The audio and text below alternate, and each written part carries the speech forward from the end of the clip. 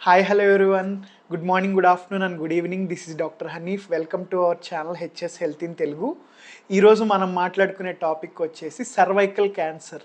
అసలు ఈ cervical cancer అంటే ఏంటి, ఎందుకు వస్తుంది, ఈ వ్యాధి లక్షణాలు, ఇది వచ్చినప్పుడు మనం ఎలాంటి బాడీ చేంజెస్ ఉంటుంది, అండ్ ఇది రాకుండా ఉండాలంటే ఏం చేయాలి, ట్రీట్మెంట్, వీటి గురించి మాట్లాడుకుందాము.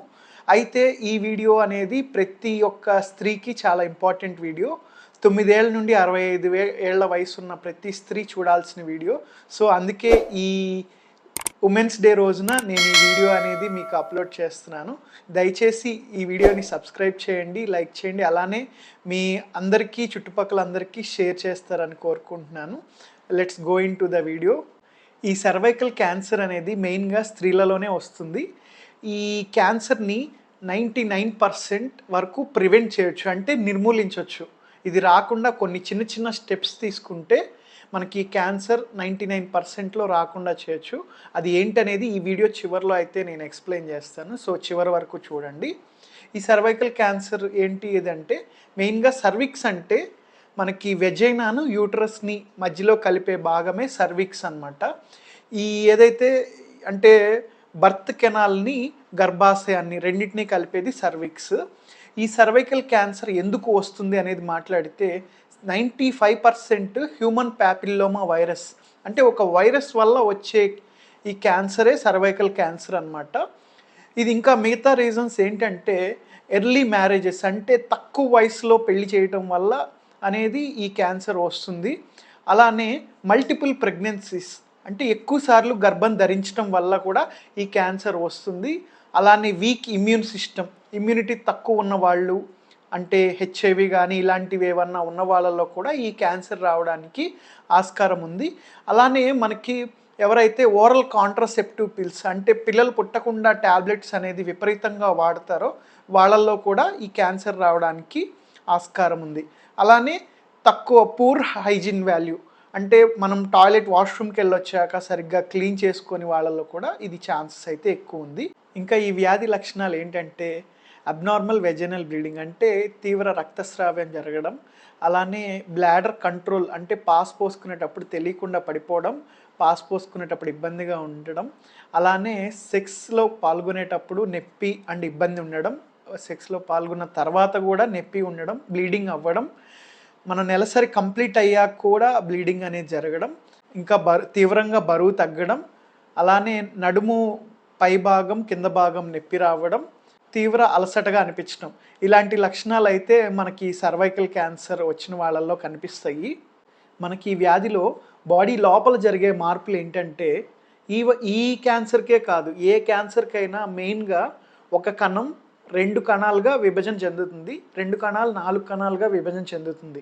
అయితే ఈ విభజన అనేది చాలా కంట్రోల్డ్గా జరుగుతుంది, అంటే మన బాడీకి అవసరమైనప్పుడు మాత్రమే విభజన జరుగుతుంది. కానీ ఏదైతే ఈ క్యాన్సర్స్ ఉన్నాయో దాంట్లో అన్కంట్రోల్డ్గా, అంటే మన బాడీ అవసరమైన దానికంటే విపరీతమైన స్థాయిలో కనుక విభజన చెందితే అది క్యాన్సర్గా మారడానికి 99% అవకాశం ఉన్నది. అయితే ఈ విభజన జరగడం వల్ల వచ్చిన సెల్స్ని డిస్ప్లేషియా అంటారు. అవసరమైన దానికంటే ఎక్కువ విభజన జరిగితే దాన్ని డిస్ప్లేషియా అంటారు. అయితే మన ఈ సర్వైకల్ క్యాన్సర్లో వచ్చేసి ట్రాన్స్ఫర్మేషన్ జోన్ అని ఒక చిన్న లేయర్ అనేది ఉంటుంది.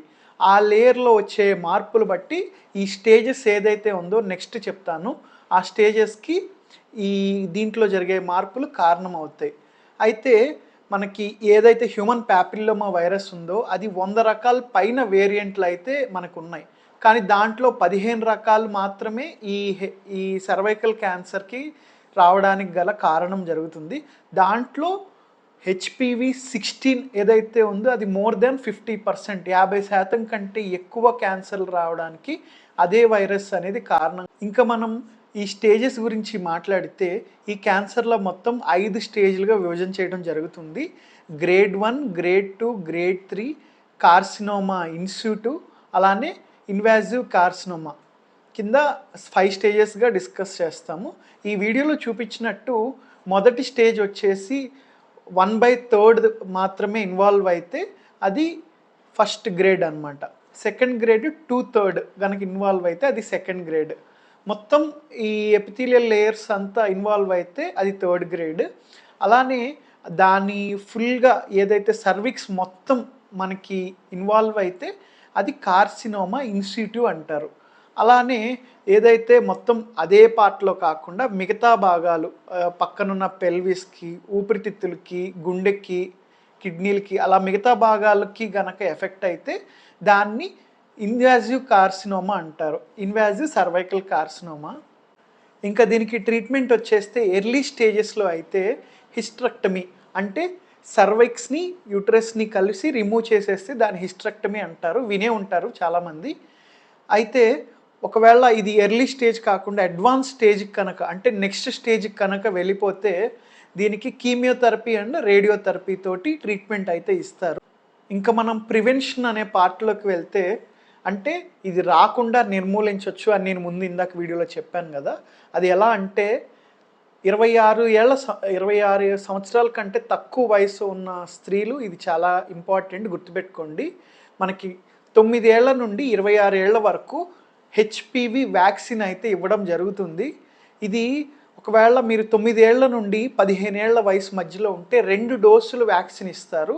ఒకటి ఇచ్చిన రోజు నుండి మనం 6 నెలల లోపు ఇంకో వ్యాక్సిన్ చివరి 6వ నెల దగ్గరికి రాగానే ఇంకో డోస్ ఇస్తారు. 2 డోసులు అయితే ఇవ్వడం జరుగుతుంది.